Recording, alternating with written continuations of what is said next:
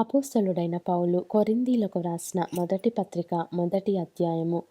దేవుని చిత్తము వలన యేసుక్రీస్తు యొక్క అపోస్తలుడుగా నుండుటకు పిలువబడిన పౌలును, సహోదరుడైన సొస్తెనేసును కొరింథులోనున్న దేవుని సంఘమునకు, అనగా క్రీస్తు యేసునందు పరిశుద్ధపరచబడిన వారై పరిశుద్ధులుగా ఉండుటకు పిలువబడిన వారికిని మనకును ప్రభువుగా ఉన్న ప్రభువైన యేసుక్రీస్తు నామమున ప్రతి స్థలములో ప్రార్థించు వారికందరికీ శుభమని చెప్పి వ్రాయునది. మన తండ్రి అయిన దేవుని నుండియు ప్రభువైన యేసుక్రీస్తు నుండియు కృపా సమాధానములు మీకు కలుగునుగాక. క్రీస్తు యేసునందు మీకు అనుగ్రహింపబడిన దేవుని కృపను చూచి మీ విషయమై నా దేవునికి ఎల్లప్పుడూ కృతజ్ఞతాస్థుతులు చెల్లించుచున్నాను. క్రీస్తును గూర్చిన సాక్ష్యము మీలో స్థిరపరచబడినందున ఆయన యందు మీరు ప్రతి విషయములోనూ, అనగా సమస్త ఉపదేశములోను సమస్త జ్ఞానములోను ఐశ్వర్యవంతులైతిరి. కనుక ఏ కృపావరమునందును లోపము లేక మీరు మన ప్రభువైన యేసుక్రీస్తు ప్రత్యక్షత కొరకు ఎదురు చూచుచున్నారు. మన ప్రభువైన యేసుక్రీస్తు దినమందు మీరు నిరపరాధులై ఉండునట్లు అంతము వరకు ఆయన మిమ్మును స్థిరపరచును. మన ప్రభువైన యేసుక్రీస్తు అను తన కుమారుని సహవాసమునకు మిమ్మును పిలిచిన దేవుడు నమ్మదగినవాడు. సహోదరులారా, మీరందరూ ఏకభావముతో మాటలాడవలెననియు, మీలో కక్షలు లేక ఏక మనస్సుతోనూ ఏక తాత్పర్యముతోనూ మీరు సన్నద్ధులై ఉండవలెననియు మన ప్రభువైన యేసుక్రీస్తు పేరట మిమ్మును వేడుకొనుచున్నాను. నా సహోదరులారా, మీలో కలహములు కలవని మిమ్మును గూర్చి క్లోయె ఇంటివారి వలన నాకు తెలియవచ్చెను.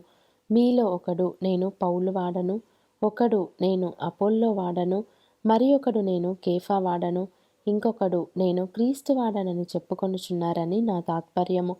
క్రీస్తు విభజింపబడి ఉన్నాడా? పౌలు మీ కొరకు సిలువ వేయబడిన?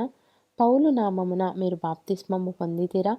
నా నామమున మీరు బాప్తిస్మము పొందితిరని ఎవరైనాను చెప్పకుండునట్లు క్రిస్పునకును గాయియుకును తప్ప మరి ఎవరికిని నేను బాప్తిస్మమియ్యలేదు.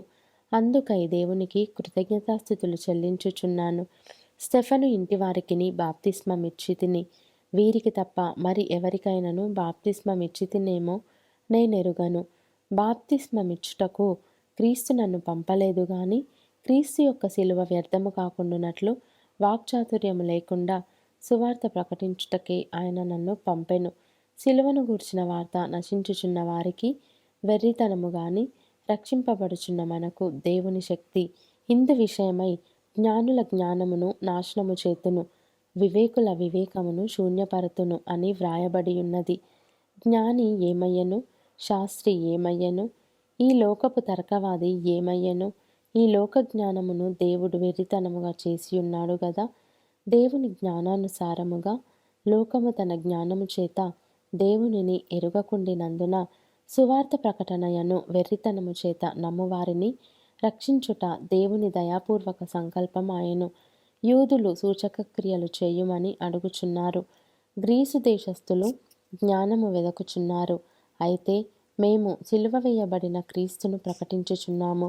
ఆయన యూదులకు ఆటంకముగాను అన్యజనులకు వెర్రితనముగాను ఉన్నాడు గాని యూదులకేమి గ్రీసు దేశస్థులకేమి పిలువబడిన వారికే క్రీస్తు దేవుని శక్తియును దేవుని జ్ఞానమునై ఉన్నాడు.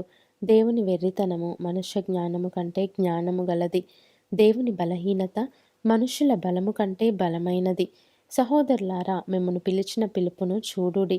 మీలో లోకరీతిని జ్ఞానులైనను ఘనులైనను గొప్ప వంశము వారైనను అనేకులు పిలువబడలేదు గాని ఏ శరీరియు దేవుని ఎదుట అతిశయింపకుండునట్లు జ్ఞానులను సిగ్గుపరచుటకు లోకములో నుండి వెర్రి వారిని దేవుడు ఏర్పరచుకొని ఉన్నాడు.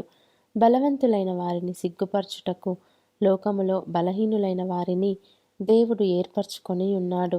ఎన్నికైన వారిని వ్యర్థము చేయుటకు లోకములో నీచులైన వారిని, తృణీకరింపబడిన వారిని, ఎన్నిక లేని వారిని దేవుడు ఏర్పరచుకొని ఉన్నాడు. అయితే ఆయన మూలముగా మీరు క్రీస్తు యేసునందున్నారు. అతిశయించువాడు ప్రభువునందే అతిశయింపవలెను అని వ్రాయబడినది నెరవేరునట్లు దేవుని మూలముగా ఆయన మనకు జ్ఞానమును నీతియు పరిశుద్ధతయు విమోచనము నాయెను.